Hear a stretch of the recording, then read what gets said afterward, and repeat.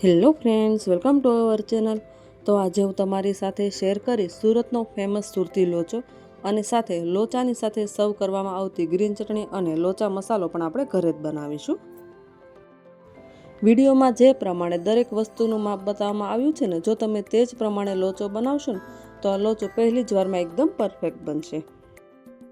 સૌથી પહેલાં તો સુરતી લોચો બનાવવા માટેની સામગ્રી જોઈ લે. તમે માપ માટે ઘરમાં રહેલી કોઈ પણ એક વાટકીનું માપ સેટ કરી શકો છો.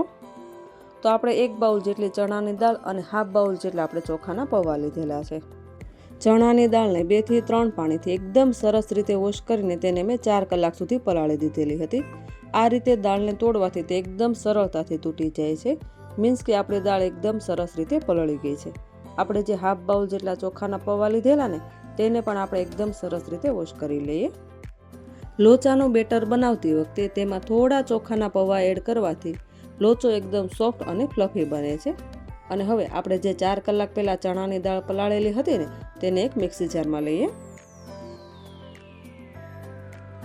અને હવે તેમાં આપણે પલાળેલા ચોખાના પૌવા એડ કરીએ. અને હવે આપણે હાફ બાઉલ જેટલું દહીં એડ કરીશું. દહીં આપણે થોડું ખાટું લેવાનું છે, કેમ કે ખાટું દહીં એડ કરવાથી બેટરમાં આથો ઝડપથી આવી જશે. અને હવે તેમાં આપણે હાફ બાઉલ જેટલું પાણી એડ કરીએ. અને હવે આ બધી જ વસ્તુને આપણે એકદમ સરસ પેસ્ટ બનાવી લઈએ. તમે દહીંના બદલે 1 બાઉલ જેટલી છાશ પણ એડ કરી શકો છો. તો હવે આપણો એકદમ સરસ સ્મૂથ બેટર રેડી થઈ ગયું છે. આ બેટરમાં ચણાની દાળ આખી ન રહે ને તેનું આપણે ખાસ ધ્યાન રાખવાનું છે. અને હવે આ બેટરને આપણે એક બાઉલમાં લઈએ. અને હવે તેને એક પ્લેટ ઢાંકીને આપણે 6 થી 7 કલાક માટે આથો લાવવા માટે મૂકી દેવાનું છે.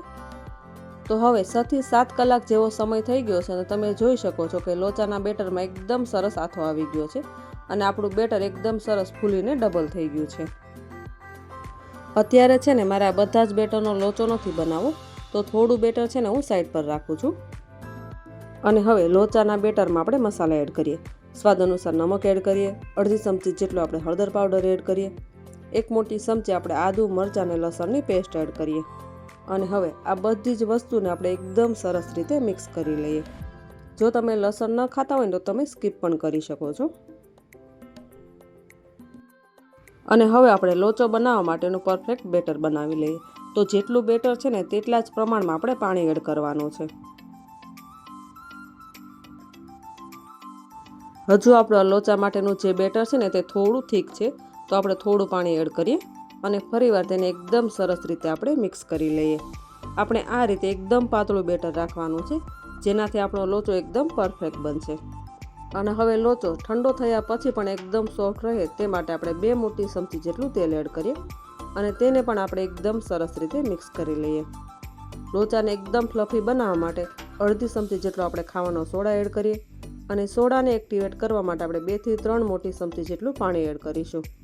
અને તેને એકદમ સરસ રીતે આપણે મિક્સ કરી લઈએ. અને હવે લોચો બનાવવા માટે આપણે પ્લેટને પણ ઓઇલથી ગ્રીસ કરી લઈશું. અહીં આપણે ખાસ વાતનું એ ધ્યાન રાખવાનું છે કે આપણે આ જે બેટર છે ને તેને એકદમ પાતળું પાથરવાનું છે. અને હવે આ પ્લેટને આપણે સ્ટીમરમાં મૂકી દઈએ અને ઢાંકણ ઢાંકીને તેને 10 મિનિટ સુધી આપણે એકદમ સરસ રીતે સ્ટીમ થવા દઈએ.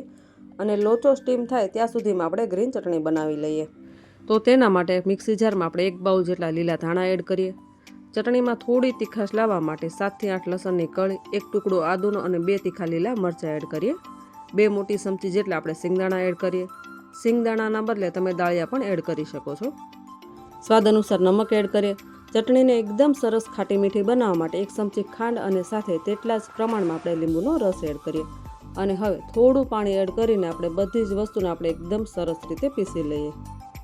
તો હવે આપણે એકદમ સરસ ટેસ્ટી એવી ગ્રીન ચટણી બનીને રેડી છે અને તેને એક બાઉલમાં લઈએ. અને હવે આપણે એકદમ સરસ ચટપટો લોચા મસાલો બનાવી લઈએ. તો તેના માટે એક બાઉલમાં 1 મોટી ચમચી જેટલો આપણે શેકેલા જીરાનો પાવડર લઈશું.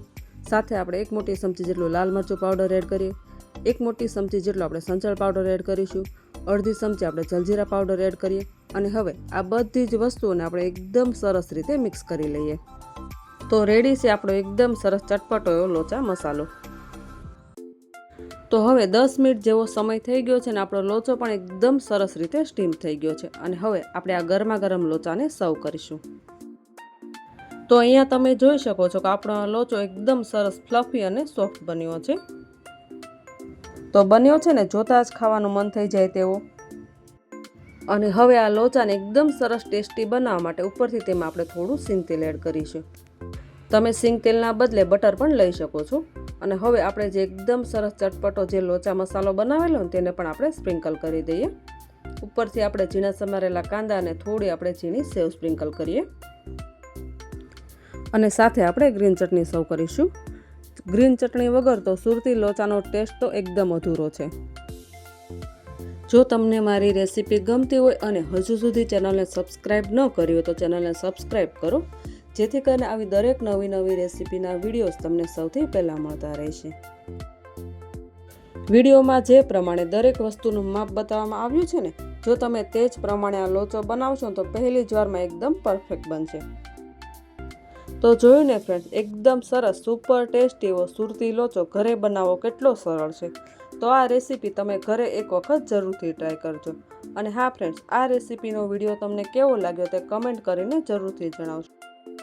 રેસીપી ગમી હોય તો વિડીયોને લાઇક કરો અને તમારા ફ્રેન્ડ્સ અને ફેમિલી સાથે શેર કરો.